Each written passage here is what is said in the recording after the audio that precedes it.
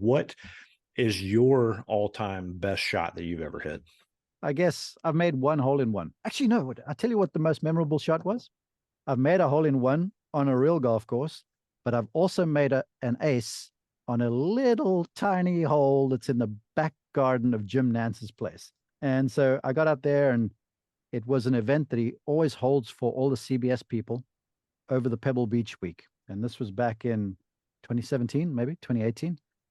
And I got up there, just my first shot I'd ever hit. And there to sandwich. The whole place about 70 yards with like limited flight balls. And I hit this thing, land short, one skip, goes in the hole. And I and the view from the place is awesome because it goes behind his house. Then you look off to the right and you can see, Pebble Beach, and you can see the bay. And I just turned around, I just looked at the bay, and I was like, thank you, Jesus. I mean, this is the most ethereal experience I've ever had. And then everyone just went bananas because there's 40 people behind me. And then Sir Nick got up. Now he had to outdo me some. So he had like 20, 30 shots, but he made a one as well. So the picture of him, me, and Faldo on the tee there, both making an ace on the same evening at Jim Nance's place. It was pretty cool.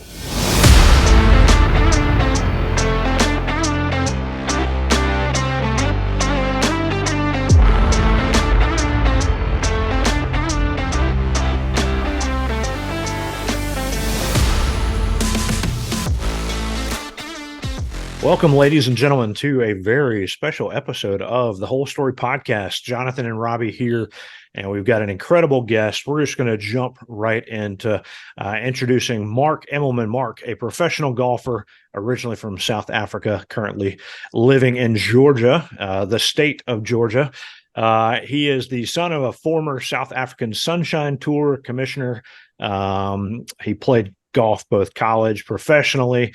He's been a player agent. He has taught golfers of all levels and all kind of ages as well, including a Masters champion, I believe. He wrote a book that everybody should check out, Scandalously Simple. I don't know why that's so hard for me to say. We need to check that out. And you can see and hear him all the time on TV. He's one of CBS Sports golf announcers, does an incredible job with that, and also host of On the Mark podcast, which, according to your website, Mark, 6.5 million downloads in over 125 countries. So we're just behind you, I believe, in that. But anyway, we appreciate welcoming Mark Immelman to the Whole Story Podcast. Robby, thank you. It's good to be with you and Jonathan. Yeah, well, I look, first off, I commend you guys on beginning this podcast.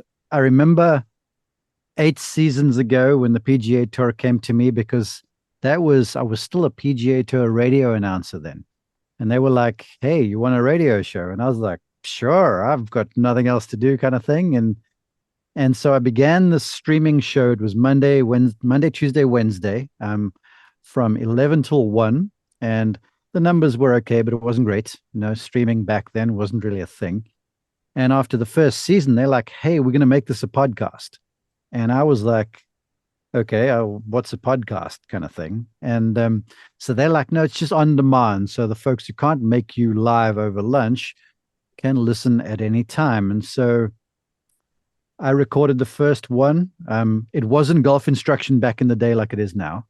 And I recorded the first one, and I think it got downloaded like 10 times in the first month. And I was like, this sucks. And then I did a few more. And then one day, in a fit of, I don't know, clarity perhaps, I looked at this going, I'm a golf teacher. Why am I trying to do a magazine show? I mean, that's not who I am. And so I just pivoted without the tourist permission to doing this On the Mark thing and making it a game improvement place where people around the world, just like I was back in the day in South Africa, where, they can't necessarily get to meet you guys or meet with Butch Harmon or take a lesson from David Ledbetter. I'm like, I was that kid. I wanted to know. I wanted to learn, and I couldn't afford the books and the magazines and stuff. So I pivoted. And all of a sudden, the numbers grew because people want to get better at golf. And yeah, 8 seasons later, I've just busy publishing my, I don't know, 800, 600 and something podcast. And it's been crazy how it's grown. And now is doing this despite the host. I got to be honest with you because people trust this podcast and they trust the fact that, hey, Mark has got our best interests at heart because that's what I do. I want to bring great minds and great insights to people around the world so they can love this incredible game of golf, this game that has just blessed me and my family in the biggest way. Well, and you mentioned blessing your family being a part of it. Just before we started, you kind of shared a short story about how you got started in golf, which Robby started playing when he was a kid. I didn't pick up the clubs until we were in sales and I was 29 years old and baseball was long gone. So you got started a little bit earlier than that, right? I did, Jonathan. Back in South Africa, the two major sports back then were rugby and cricket. And rugby is a wintertime sport, and cricket is a summertime sport. And then, of course, there's soccer. But I played rugby and I played cricket. And then I was about 13 and had a very bad rugby injury. What was the equivalent of a defensive lineman fell with his knee on my wrist, this wrist right over here, and it broke completely, fell with his knee on my wrist. And my coach back then, because I had to go into surgery to have it fixed, he said to my parents, look, Mark is athletic, but he's not big enough for this game. And so I think it was 6 to 8 weeks, I was in a plastic cast. And then when I came out, my buddies were going to play golf one morning, just on a whim. They didn't play golf. And they said, hey, come join us. And so I was like, sure. And I went to my dad and he's like, well, there's clubs in the garage. And they were an old set. My granddad back then, my mom's dad, he had given to my father. The problem is they were right-handed and I was left-handed. So anyway, I went along and I don't know what I shot, but apparently the bug bit. And here we are, some 40 years later or something like that. So yeah, it's been a crazy ride. It truly has. And What's that? yeah, the South African rugby team is pretty good team. So it seems like you might have made a good choice there. I've heard it's a fairly violent sport, and I think you've Those just are echoed that. So those are some big humans, those guys. In fact, I give a few of them, well, not the current team, but a few of the previous guys golf lessons.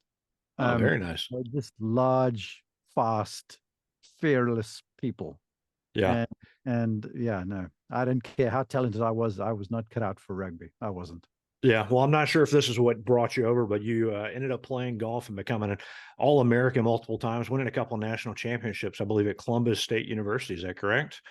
That is correct. In fact, I saw my then coach yesterday, and I came to Columbus State sight unseen. I wasn't recruited because in South Africa back in the day we had mandatory military service. So after high school, I was good enough. I won a bunch of events as a junior, but I didn't think I was good enough. So I went to the army, did my service, and played golf at the same time. And then when I came out, I just felt like I needed some more time to mature, game wise, and I guess mentally. And so I played some, and I was caddying as well, just to earn some extra money. And I caddied for a couple guys, Tommy Tolles being one of them when they came to play in South Africa, and the other guy was Hugh Royer, who's from Columbus, Georgia. His dad was the winner of the Western Open back in the day on the tour. And Hugh saw me play and he's like, dude, what are you doing caddying? And I said to him, well, I don't know what else to do. And he said, well, go to college. And I'm like, how do I do that? So he put us in touch with a coach, sent a VHS cassette tape of my videoed swing and my resume via facsimile, I think it was back in the day. And they offered me a scholarship. And I was telling my coach yesterday that the first person I ever met in the state of Georgia was him. He picked me up from the airport. I didn't know where I was going. I was 20 years old at the time. And that was back in 1991. And I hated the first couple, 3 months. It was too hot. It was too humid. I missed home. But I stuck it out because my dad told me I wasn't allowed to come home. And thankfully, because it was a career changer for me, coming to Columbus State, getting to play for Coach Bagley, just growing up really. And it opened just copious amounts of doors here in the States. And for that, I'm eternally grateful. Very nice. Well, I guess we didn't clarify. Are you playing right-handed or do you play left-handed? Did you finally get some left-handed clubs?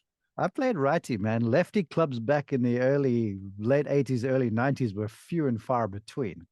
So yeah, I play righty. My brother, in fact, is also left-handed, Trevor, and he plays right-handed.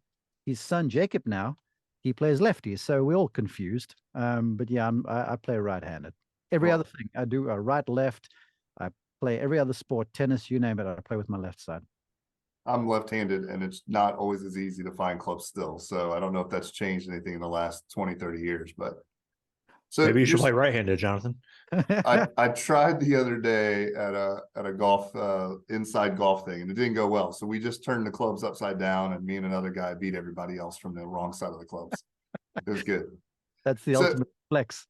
yeah, so but you did say you came to Columbus and you're still there. So now you've gotten way beyond obviously the podcast and TV, but you're also heavily involved in coaching. I think physically and virtually, right? Yeah, I am. I stepped away from being because, then I came back to Columbus State as the coach in 2001. And I was the coach there for 21 seasons. And I stepped away from it when just broadcast got too busy. But I still give lessons and I still give lessons online when time permits. And I'm sort of at the place now where when I was a young teacher coming out of college, I worked with some elite golfers and I've had my stint there, working with the professionals. And it's high stress, it's high expectation, and I loved it, but you're almost constantly on call. I can imagine a coach now in the NFL or in college for 16, 17 weeks of the year, you are all in. And then for the college coach or whatever, they're recruiting for some, but you have a downtime. Really, in the world's game, you kind of don't in golf.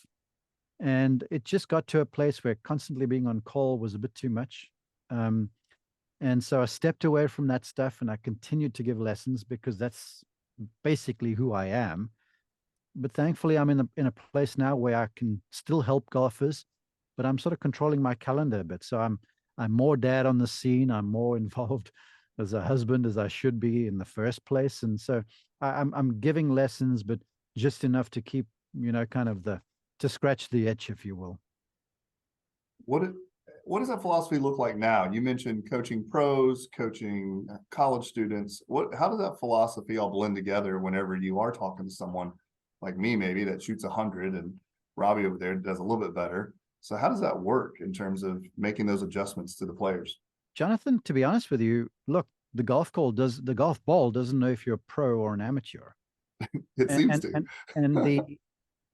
And my methodology that I learned way back in the day from John Jacobs, who's a doyen of golf teaching, and then David Ledbetter, who was a mentor, was the golf ball listens basically to 4 messages. And look, certain folks can do this easier than others, but the information that I will give you won't necessarily vary because the key to teaching, I think, is communication. I mean, I'm only as good as what my message is understood. Like if I came and dropped world-changing stuff on you and you couldn't make heads or tails of it, that's useless to the both of us. And so whether I'm working with an elite golfer or a beginner, the ball club interaction doesn't change. It just happens faster at the elite game. And there are probably fewer matchups, fewer moving parts. And so when I'm working with a beginning golfer, it's key to communicating well with them. It's key to helping them to understand how the club and the ball interact. And I'm always one for understanding what's going on. So if you hit the ball to the left, know why. And then if you know why, then you can become self-diagnosable. And I've always maintained that if I do my job as a teacher correctly, eventually I'll put myself out of business as a teacher and I'll just be your sounding board. So you can call me up and go, Mark, ball's doing this. I'm feeling this. Divots look like that. I'm thinking this, your opinion. And I'll be like, yes, no, maybe. And then maybe there's always nuance, but then we can also rely on habits. So it doesn't really change very much. I try and keep my communication as simple as possible. I don't care what the level of the player is. And in the end, like I said, it's all about the player understanding. And some players I could tell the story in pictures. And some players I could tell it with words. And some players I could blend those and make it more about feel. So It's the same stuff. It's just at a different speed, really. Do you find, and regardless of skill level, do you find maybe one aspect of the game, driving, irons, short game putting, is harder for golfers to learn, or maybe even harder to coach one versus the other? Funnily, and I was having this conversation with my brother Trevor over the Thanksgiving weekend. I think distance control in putting is probably the hardest thing for a golfer to learn. Everyone can swing a driver and make contact. And whereas putting should be easier, yeah, I can make a long range putt by accident. But then you give me something that's curling from right to left and left to right and over a slope and down a dale. That's a different sort of a sense that is learned, but it's also developed. Because it's kind of like you got this prosthetic extension to your arm, right? And you've got to hit this ball the correct amount with this thing that's longer than what you're used to moving. So I would say that, but I would quickly then follow that up and go, it's the quickest way to lowering scores. If you get good at shot number 3, because so many golfers like, well, I want to drive the ball farther. Well, I'm like, sure, but that's only shot number 1. If you want to make lots of 3s and 4s, get good at shot number 3 and 4. So I'm one of those that will go close to the target first and then gradually move away. Now, look, if the driver is a bugaboo and the balls are scattering the world, then we'll tighten that stuff up. But still, if you can control distance on and around greens, I feel like people are on their way to scoring better. Yeah, everybody talks about all the shots, or the number of shots within 100 yards or so, that that's where you see your score add up. I've always joked I could my book would be titled "How to Hit a Great Drive and Then Mess It Up from There." And it's the little things, right? It's where do I make sure you hit the green, and then lag putting and making smart decisions. You make such a good point, Robby. There's this weird sort of immeasurable level of faith about that stuff too, because you look at a slope there and you're like, but the hole's there, but I got to aim the thing over there, and I'm going to trust that that's going to take care of that. And so there's this, I guess that's where experience comes in, because it's hard if you see the hole just 3 feet from you to not want to go straight for it. And so that's where some of the challenge lies too, because you're sort of proceeding where you're like throwing the ball in this direction, but you're trusting the wind and the slope are going to move it in that direction. So there's this crazy immeasurable about it too, which makes it cool, but it makes it hard to wrap your head around it if you are starting. Yeah. Well, and if you get to better courses, those slopes and angles change a lot. It's true. Yeah, you're right. And then the better the course, the faster, the firmer the greens are. So that stuff has a bigger effect. The better the course, the more penalty area and slope and undulation there is. And so you're absolutely right. The better you get, the more that stuff proliferates and sort of the more exacerbates the challenge. Yeah. I had a chance to go to Berkman's place this last year, and you get to go practice with the actual caddies. And they're like, okay, you're going to aim 7 feet this direction and the ball's going to trickle down to here. And you're like, there's no way that's going to happen, because on a regular course, it would just be 7 feet the wrong direction. Yeah, but on those things, it just slides on down. Well, that's the beauty about Augusta National, is that's why I feel like Augusta National is very friendly to its former champions, because they've figured out the conundrum that is playing that golf course, and they've understood really where the nuance to the place is. And you can't bludgeon that course to death. You really can't. I mean, you got to approach that place with a velvet hammer, if you will, and the skill on and around the greens is crucial. And then welcoming the fact that sometimes a good iron shot might be 30 feet left of the flag when you're looking at this whole location that's on a little tabletop that looks so inviting, but if you miss it, you are just cooked. So yeah, Augusta National is the best place, and it does teach you about slope and undulation and all that sort of stuff very quickly.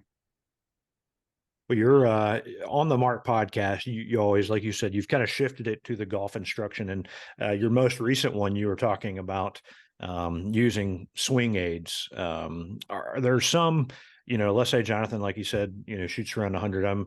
I'm somewhere in that mid 80 range. Is there something, someone that hasn't used a swing aid before, do you recommend them? Is there certain things you recommend? Obviously, we're talking short games, so maybe it's something to do with that. But what would you point somebody like us to? I love a swing training aid. I love it if you can hit balls with it. I love it if it's portable and you can keep it with you, because the one challenge as a learner is bridging the divide between feel and real, because you feel like you're making a change, but it's really infinitesimal what you're actually doing. And so people are loath to really push it. So if you have a training aid, it puts one in the place to kind of get into the uncomfortable zone. And so, yeah, I'm a big advocate of the stuff. As it pertains to the short game, the first one I would recommend as a device, it's basically like a stimp meter where you roll a ball down, right? And the ball rolls off the end of this. It basically looks like a downhill ski slope, and the ball rolls off there at perfect speed. And when you ask players to read greens and you say, look at that, where do you think it's going to move? And then I say to them, line the perfect putter up. They'll always line it too straight and the ball will break on the low side. And then they move it. And then it's still not enough. And then they move it eventually to where that sweet spot is. And I'm like, okay, that's where you must hit this golf ball. And then I line them up on that line and they're just like, this is not right. But then you start to respect that slope. So I would check out the perfect putter. I see countless golfers practicing with it, because think about it this way. Like if I have a 5-footer that's got like an inch worth of break from the right to left, I could jam that thing in the hole fairly straight. Or I could do it correctly. Now, if I'm trying to jam it in there, I could be faulting my putting stroke a little bit. So my practice isn't really purpose driven and productive. But with that perfect practice aid, you are having to hit putts at the right speed along that right line. So you're going to put yourself in a better place to just make better strokes. And then along that line, the aid that I think I recommended was the putting arc, which folks can get at golftrainingaids.com. I've got a promo code if people want to follow me and check it out. But it's just like a guide that you set your putter against, you swing back and forth.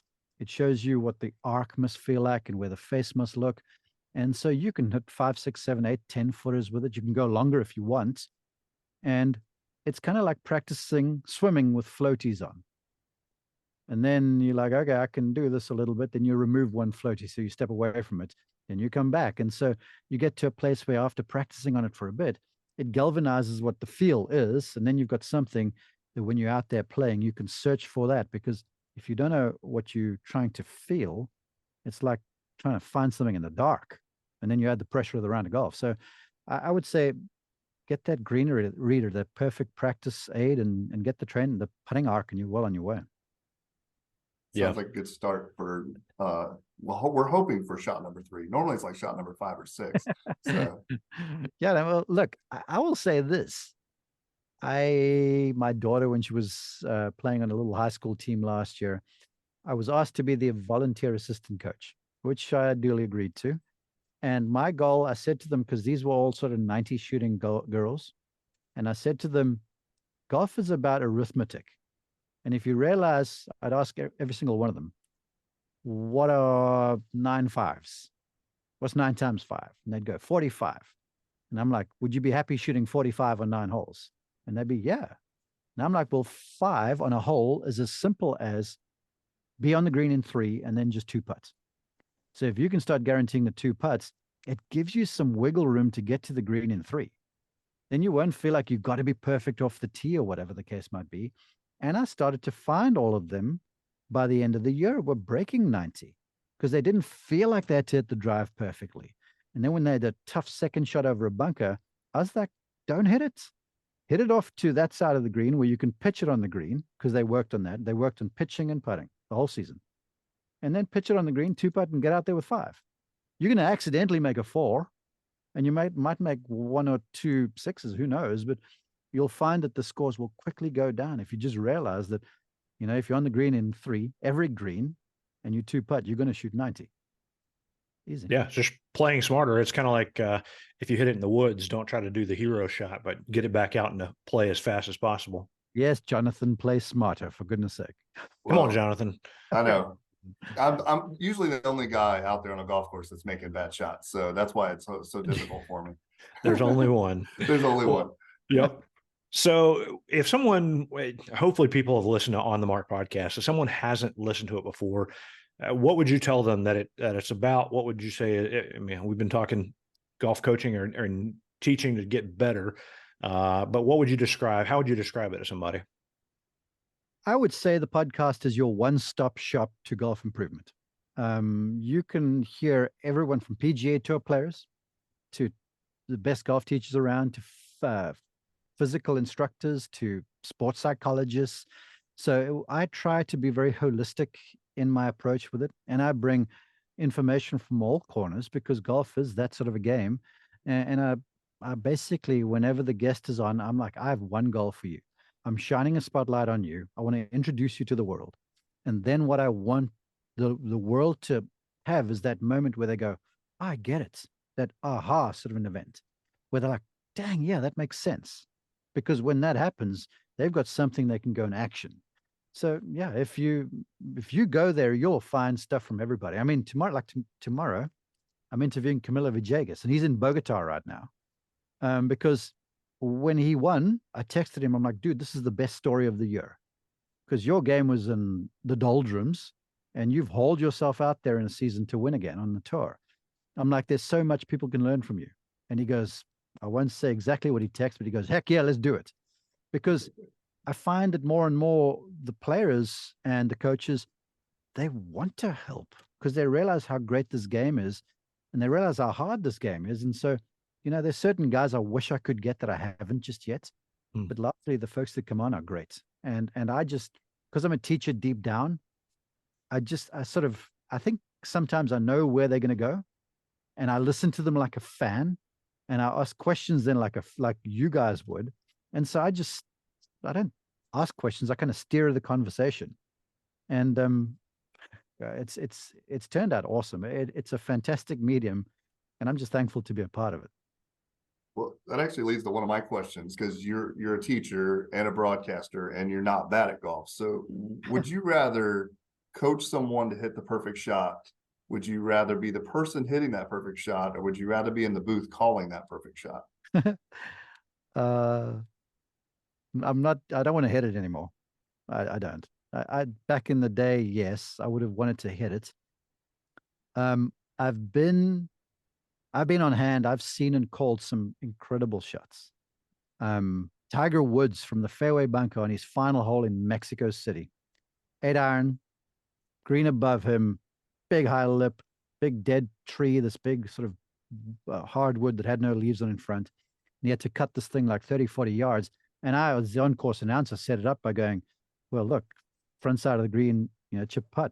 And then the next thing I look over and I see him making these big slash practice swings. And I'm like, now hold on a second. And he carved this thing around there, hit the left edge of the green and spun right to about 10 feet. And I was like, holy cow.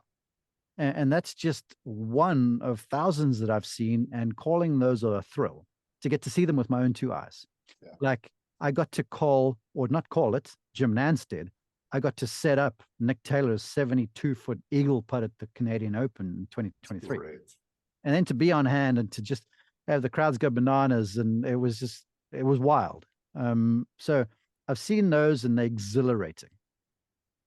But I think still deep down, watching and being a part of the joy of someone, a beginner, hitting the ball in the air for the first time, or someone, if they're working on speed, finally clocking that, breaking their speed goal, or someone working on the swing change that then shows up under pressure and they have that moment and you get the text, I did it. I think still that's the thing that tickles my fancy the best. But it's just a nose in front of the calling stuff, because remember, when I call golf, I get to see the very best at their very best. Yeah. And it's like they're almost superhuman. And it's hard to describe. So it's otherworldly, but I'm still a teacher deep down. So you do an incredible job on your announcing, commentating, and stuff like that. What's the hardest thing about that? Like you've got the best of the best, but what is the hardest thing about being a golf broadcaster? Well, in my role, because I'm on the course and we have limited time windows, if we don't have the live shots, is to say something insightful that's adding something to the broadcast in 2 or 3 seconds. So it's being able to be concise and brief and make something that's coherent and something that makes the listener or the viewer go, oh, yeah, okay. Otherwise, I could just be filling air. So that's the challenge. And I would say the challenge too is my job on the course, maybe unlike the tower announcer who, they've got computers and monitors and stuff in front of them. Mine is real time. And I might have prepared to go out and call Robbie Woodward this afternoon at 3:00 Eastern. And at 2:57, Robbie's gone in the tank and someone else has gone good. And my producer goes, Mark, go off and get Jonathan over there. And so I'm like, okay, I know some about him. We just calling golf right now. And so if you like to prepare, my job's not for you, but you have to prepare just in case. So it's a weird sort of a thing, but it's thrilling nonetheless. So I would say, being brief and concise yet smart, and being prepared to do things on the fly. That's the hard things about my job. Well, you do a great job with it, and Robbie would definitely go in the tank if a bunch of people were watching him play golf. So, we ask everybody because we love golf stories, right? The whole point of our show is hearing and telling great golf stories. What is your all-time best shot that you've ever hit? Goodness, I'm 53, so my memory's failing me. I guess I've made one hole in one. Actually, no. I tell you what, the most memorable shot was.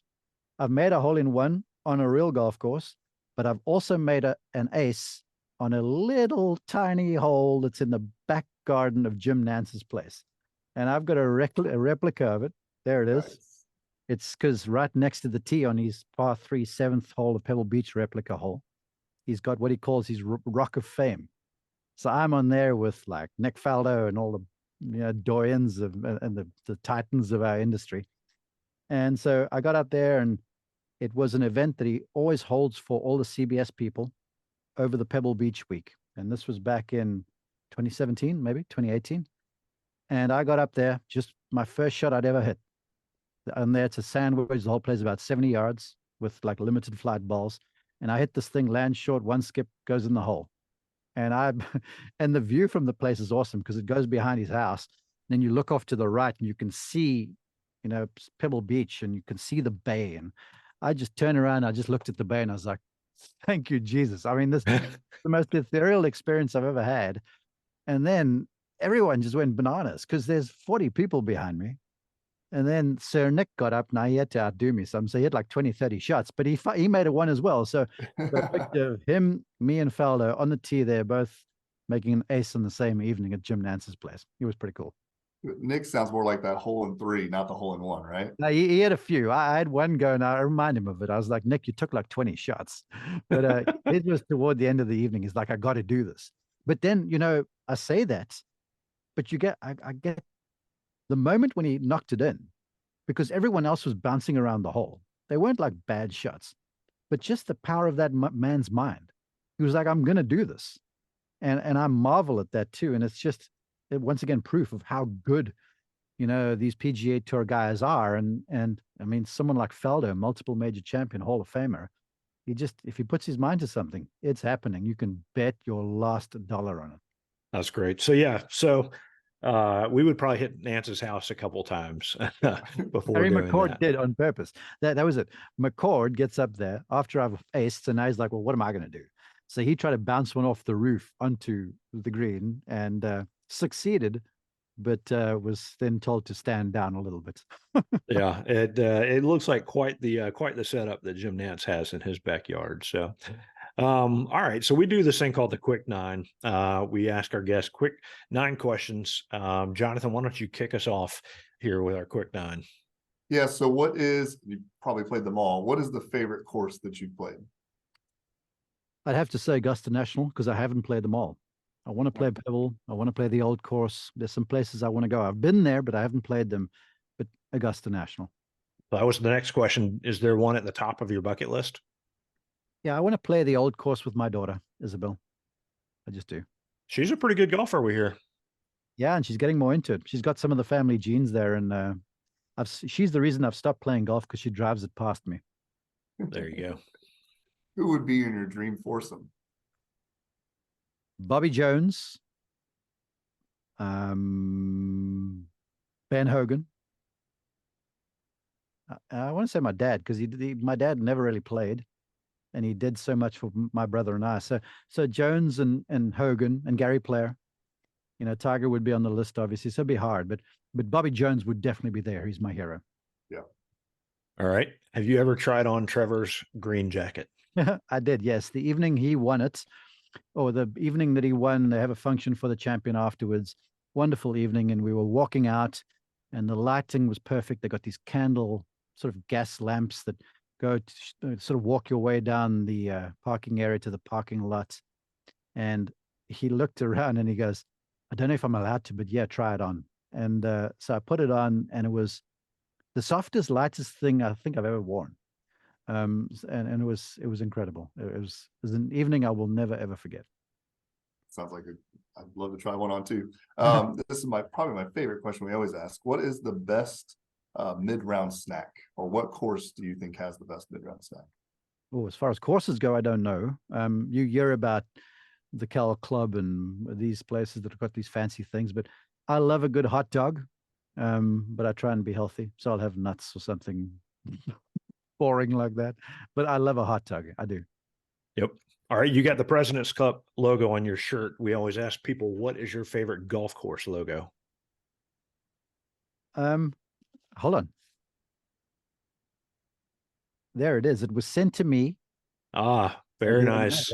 Pasatiempo. Pasatiempo, yeah. I love the logo with a little guy with a Mexican sombrero sitting under the palm tree. I think that was so cool. And they reached out to me, and they're like, what can we do? Would you talk about our course? I'm like, sure. And they're like, well, we'll send you something. I'm like, just a hat. I don't want the name. I just want the logo. So there it is. That's great. They're redoing part of their course now. Yeah. Mm-hmm. Yeah. It's going to be fun.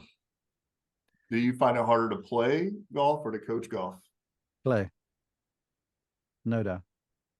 All right. Do you have a favorite tournament in your announcing world? Do you have a favorite tournament to call?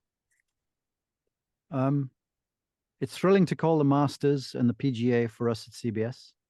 When I work for PGA Tour Live, I think the Players' Championship is an incredible tournament. The vibe there's off the charts, but I've never worked the Open. I'd love to, perhaps in the future. But I would say my favorite, more because I get to spend some time there with my wife, is Pebble Beach. We go there early. The Carmel is incredible. The accommodations are tremendous. And there's just something about that place that's kind of spiritual. And so I'd say Pebble. And the last question, do you think Trevor gets tired of being known as Mark's younger brother? Probably. My on-course crew, I've got two fantastic guys, Craig and Eric. He goes by Gus, that work for me on the course. And when I began with CBS, I began before Trevor did. And I'd walk along the ropes, and all the fans would be like, hey, Trevor, sign my shirt or sign my whatever. Or they'd ask for where's Faraday? And so Craig and Gus used to start like an over and under number. And they're like, oh, over and under 15, you get called Trevor today. And they'd be over. But that's changed over the last few years. And now that number has kind of gone away. And they share the odd story where there has been the situation where fans been like, yo, Mark, we love the podcast. And Trevor's like, thanks. So I'm still Trevor's brother, but I've made some inroads on that. I have. Well, we did not reach out to him. We reached out to you, and we are very thankful that Mark Immelman has joined us on the Whole Story podcast. Mark, we appreciate it. Your podcast is great, and listening to you call and watching you call golf is awesome. So thank you for all you've done. You mentioned it's blessed your family, not just your immediate family, but bigger family. But you have blessed us with all you do for the game of golf. So we appreciate you being a part of this. Thanks, guys. I'm thrilled you would reach out to me. I admire the fact that you're doing what you're doing. I wish you all the success in the world. It's a labor of love, but do it because, our game's great and people must invest more in it. Everyone talks about growing the game, but it's easy to talk and harder to do. So keep doing that. I'm just thankful that you would pronounce my last name correctly because, look, I struggle with it at times too. So great job by you guys. No worries. Well, it's stories like your hole-in-one at Jim Nance's place that really gets us going because we love fun golf stories and that's what we're all about. But we appreciate everybody for sticking around, listening to us, and we will catch you next time on the Whole Story Podcast.